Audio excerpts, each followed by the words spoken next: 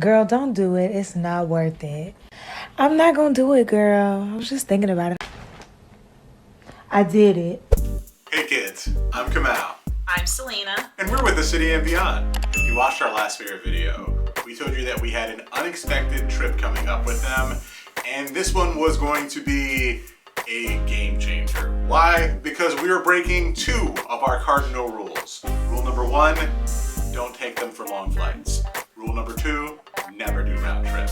And somehow we managed to do both of those things. In the same trip. In the same trip. And if you haven't seen our previous video, it will be linked in a card above and in the description below. But definitely don't click on any of that until after you finish this video. And if you aren't subscribed yet, this is a great time to hit that subscribe button because we are part-time travelers giving you part-time travel advice and inspiration every week. So where do we begin? We're gonna begin where we took off from the last time, and that is the seats. Yes. The last time we flew Spirit, which was the second time we had ever flown on Spirit Airlines, we had the big front seats. And man, let me tell you, the big front seats are in fact the best seats. On this trip, we sat in the exit row, going and coming, and the seats are still not that great. Let's tell you our grievances. I'll start with mine. I am 6'2". Yes, 6'2".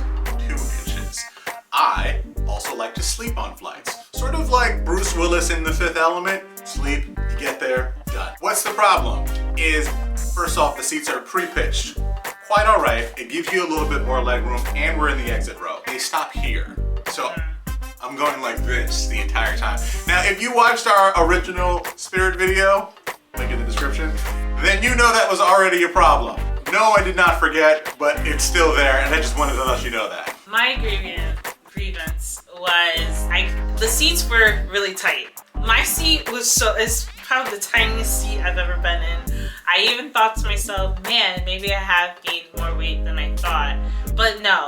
Even the lady next to me was like, damn, these are small seats. And I was like, okay, so it's not just me.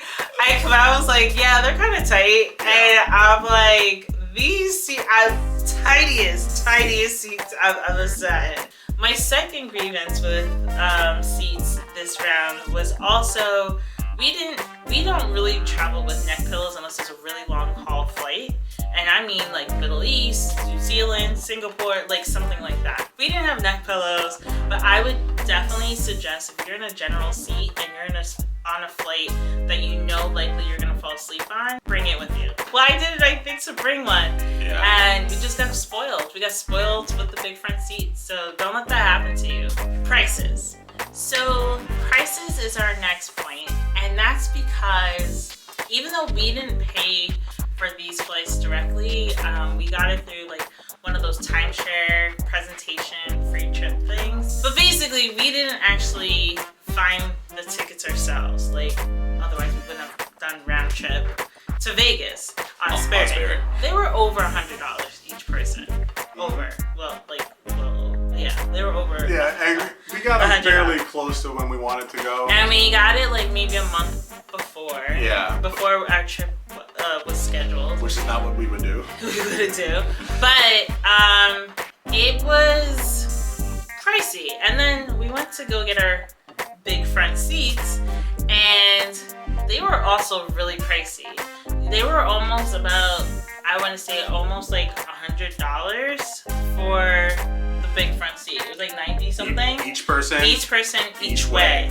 So that would have been $180 each round trip, in addition to the price of the tickets. So like that to me is ridiculous. That's a lot to spend on Spirit. So yes. I would say the prices seem relatively high. I know that we're like at the end of pandemic era, so like more people were flying, and things were opening up, so maybe that was part of it.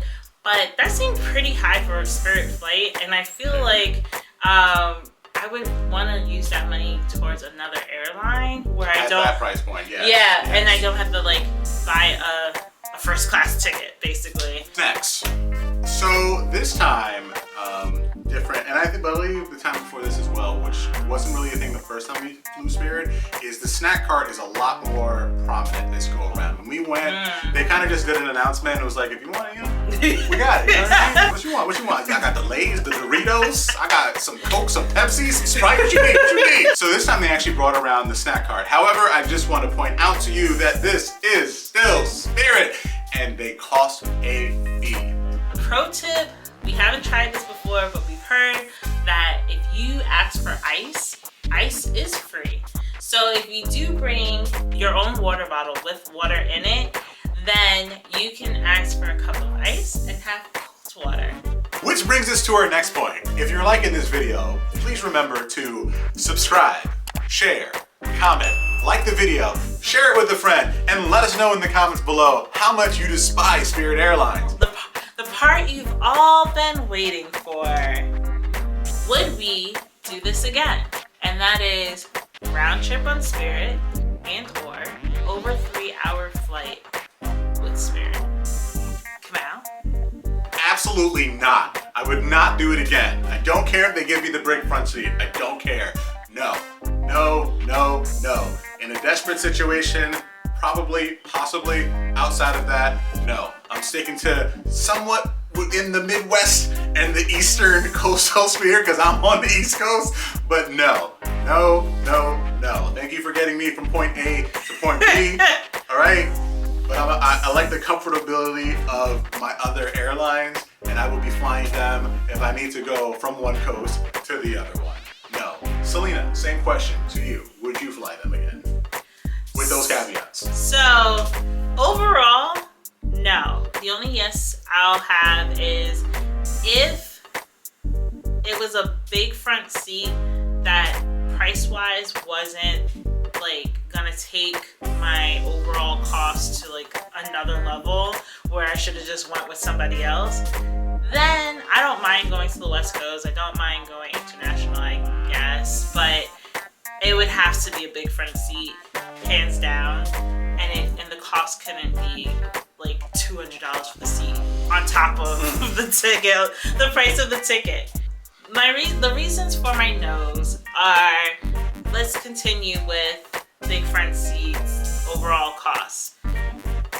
Your girl likes, a good bargain. And if the bargain is no longer existent, then my reasoning for flying Spirit is no longer existent. Like, that's just what it is. It's a budget airline. It's a budget airline. Once you're no longer within the budget. Or you don't fit in the budget, then there's no need for you. Unless there is an emergency and that's like the next flight going out to the place I need to go to or whatever. Yeah. But overall cost should never cost equal or more than what I would on another airline. For me. Because it's not my go-to airline. They don't even fly out of my go-to terminal at Newark. Like, come on. Like, it's just inconvenient all around. And if I'm not going to get a good price for it, what's the point? So that's one of my main no's. And no, also because of comfort. Like, I unless I'm in that big front seat, there is no reason